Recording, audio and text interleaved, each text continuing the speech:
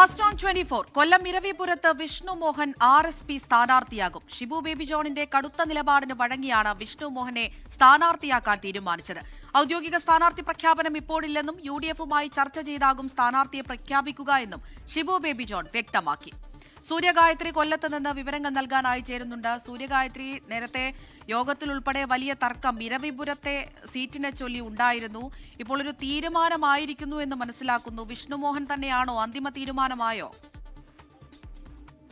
അത് തന്നെയാണ്. ഔദ്യോഗിക പ്രഖ്യാപനം ഇന്നിപ്പോൾ RSP നടത്തുന്നില്ല എന്നുള്ളതാണ് പറഞ്ഞത്. അതായത് ഈ മുന്നണിയുമായിട്ട് ചർച്ച ചെയ്തതിനു ശേഷം മാത്രമായിരിക്കും സ്ഥാനാർത്ഥിയുടെ ഔദ്യോഗിക പ്രഖ്യാപനം ഉണ്ടാവുക. പക്ഷേ വിഷ്ണു മോഹൻ എന്ന പേരിലേക്ക് ഇരവിപുരത്തെ സ്ഥാനാർത്ഥിത്വ ചർച്ചകൾ ഒടുവിൽ RSPയിൽ എത്തി നിൽക്കുന്നു എന്നുള്ളത് തന്നെയാണ് നമുക്ക് ലഭിക്കുന്ന വിവരം. ഷിബു ബേബി ജോണിന്റെ കടുംപിടുത്തത്തിന് വഴങ്ങിയാണ് വിഷ്ണു മോഹനെ സ്ഥാനാർത്ഥിയാക്കാൻ ഒടുവിൽ RSP തീരുമാനമെടുത്തിരിക്കുന്നത് എന്നുള്ളതാണ് മനസ്സിലാക്കുന്നത്. വിഷ്ണുവിനെ സ്ഥാനാർത്ഥിയാക്കിയില്ലെങ്കിൽ പാർട്ടി വിടും എന്നുള്ള ചില ഭീഷണികൾ അത് ഷിബു ബേബി ജോണിന്റെ ഭാഗത്തുണ്ടായതിനെ തുടർന്നാണ് ഒടുവിൽ വിഷ്ണു മോഹൻ തന്നെ സ്ഥാനാർത്ഥിയാകട്ടെ ഇരവിപുരത്ത് എന്നുള്ള ചർച്ച എന്നുള്ള തീരുമാനത്തിലേക്ക് RSP എത്തിയിരിക്കുന്നത്. സൂര്യഗായത്രി തുടരൂ. ഷിബു ബേബി ജോണിന്റെ ഒരു പ്രതികരണം ലഭ്യമാകുന്നുണ്ട്. അത് കേട്ടതിന് ശേഷം സൂര്യഗായത്രിയിലേക്ക് തിരികെ എത്താം.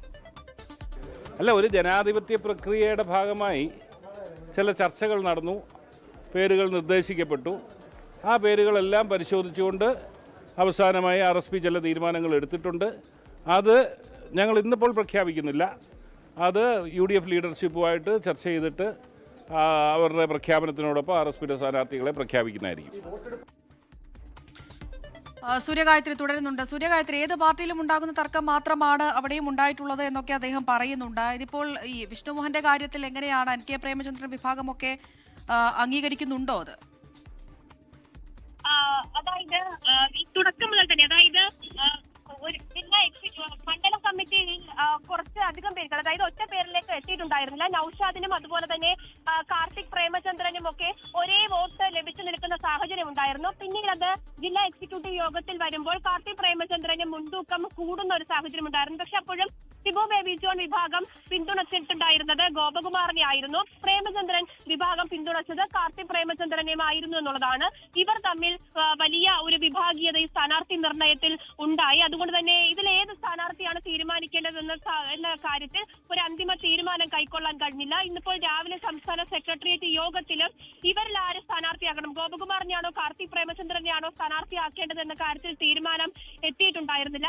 അതിന് പിന്നാലെയാണ് ഷിബു ബേബി ജോൺ തന്നെ മുന്നോട്ടൊരു അഭിപ്രായം വെച്ചിട്ടുണ്ടായിരുന്നത്. അങ്ങനെയെങ്കിൽ രണ്ടുപേരുടെയും നോമിനികളായിട്ടുള്ള സ്ഥാനാർത്ഥികളെ പിൻവലിച്ച് ഒരു സമവായ സ്ഥാനാർത്ഥി എന്നതിലേക്ക് ചർച്ച തുടങ്ങി വെച്ചു. അങ്ങനെയാണ് വിഷ്ണു മോഹന്റെ പേര് ആ ഘട്ടത്തിൽ ഉയർന്നു കേൾക്കുന്നത്. RYFന്റെ സംസ്ഥാന സെക്രട്ടറിയാണ് വിഷ്ണു മോഹൻ.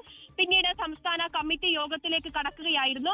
സംസ്ഥാന കമ്മിറ്റി യോഗത്തിൽ ഒരു വിഭാഗം വിഷ്ണു മോഹനെ സ്ഥാനാർത്ഥിയാക്കാൻ കഴിയില്ല എന്നുള്ള ഒരു അഭിപ്രായം മുന്നോട്ട് വെച്ചു. കാരണം RYFന്റെ 2 സീറ്റ്, കൊല്ലം ജില്ല ഇപ്പോൾ 3 സീറ്റുകളിലാണ് RSP മത്സരിക്കുന്നതെങ്കിൽ അതിൽ 2 സീറ്റുകൾ RYFന് നൽകാൻ കഴിയില്ല എന്നതാണ് പറഞ്ഞത്.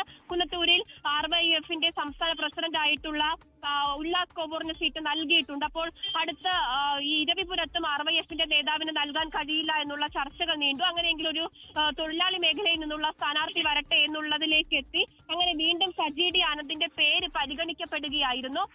കശുവണ്ടി മേഖലയിൽ നിന്നും സജി ഡി ആനന്ദിനെ സ്ഥാനാർത്ഥിയാക്കാം എന്നുള്ളത് വരെ എത്തി ചർച്ച. പക്ഷെ അപ്പോഴാണ് ഷിബു ബേബി ജോൺ തന്റെ നിലപാട് കടുപ്പിക്കുന്ന ഒരു സാഹചര്യത്തിലേക്ക് എത്തിയത്.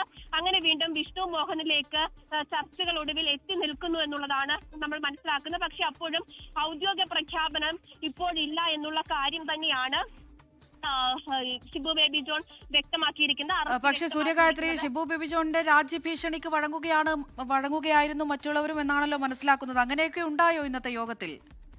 അങ്ങനെ ഉണ്ടായി എന്നുള്ളത് തന്നെയാണ് നമ്മൾ മനസ്സിലാക്കുന്നത്. കാരണം ഇന്നത്തെ ചർച്ചയിൽ തന്നെ പല പേരുകൾ ഉയർന്നു വരുന്ന സാഹചര്യം ഉണ്ടായിരുന്നു. അത് ഈ സ്ഥാനാർത്ഥികളെ സംബന്ധിച്ച് ഇരു വിഭാഗത്തിനും ഭിന്നതകൾ ഉണ്ടായതുകൊണ്ട് തന്നെയാണ് ഇന്നിപ്പോൾ സംസ്ഥാന സെക്രട്ടേറിയറ്റിൽ തന്നെ ഒരു പേരിലേക്ക് എത്താൻ RSPക്ക് കഴിയാതെ പോയത്.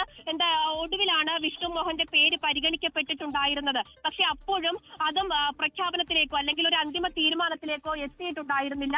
അങ്ങനെയാണ് സജി ഡി ആനന്ദിന്റെ പേര് ആ ഘട്ടത്തിൽ വീണ്ടും നമ്മൾ കേട്ടിട്ടുണ്ടായിരുന്നത്. പിന്നീട് വീണ്ടും വിഷ്ണു മോഹനിലേക്ക് എത്തുന്നു. അപ്പൊ ഇതൊക്കെ തന്നെ അകത്തെ സ്ഥാനാർത്ഥി ചർച്ചകളുമായി ബന്ധപ്പെട്ട് നിലനിൽക്കുന്ന ഭിന്നതകളെ സൂചിപ്പിക്കുന്നു. തൽക്കാലത്തേക്ക് പ്രശ്നങ്ങൾ അവസാനിച്ചിട്ടുണ്ട് എന്നാണ് കരുതുന്നത്. രവിപുരത്ത് സ്ഥാനാർത്ഥി ആരായിരിക്കും എന്നതിനെ ചൊല്ലിയുള്ള തർക്കങ്ങളായിരുന്നു ഉണ്ടായിരുന്നത്. ഇപ്പോൾ വിഷ്ണു മോഹൻ RSP സ്ഥാനാർത്ഥിയാകും എന്നുള്ളൊരു തീരുമാനത്തിലേക്ക് വന്നിരിക്കുന്നു. പക്ഷേ ഔദ്യോഗിക പ്രഖ്യാപനത്തിലേക്ക് എത്തിയിട്ടില്ല. കോൺഗ്രസ് നേതൃത്വവുമായി UDF-ഉമായി ചർച്ച ചെയ്തതിന് ശേഷമായിരിക്കും ഔദ്യോഗികമായി സ്ഥാനാർത്ഥിയെ പ്രഖ്യാപിക്കുക എന്നാണ് മനസ്സിലാക്കുന്നത്. വിവരങ്ങളാണ് സൂര്യഗായത്രി കൊല്ലത്ത് നിന്ന് നൽകിയത്. ലോകത്തെവിടെയായാലും ഏത് സമയത്തും 24 വാർത്തകളും ഓഗ്മെന്റഡ് റിയാലിറ്റി പാക്കേജുകളും എക്സ്പ്ലെയിനറുകളും വിശദമായി കാണാൻ ഞങ്ങളുടെ YouTube ചാനൽ നിങ്ങൾക്ക് സബ്സ്ക്രൈബ് ചെയ്യാം.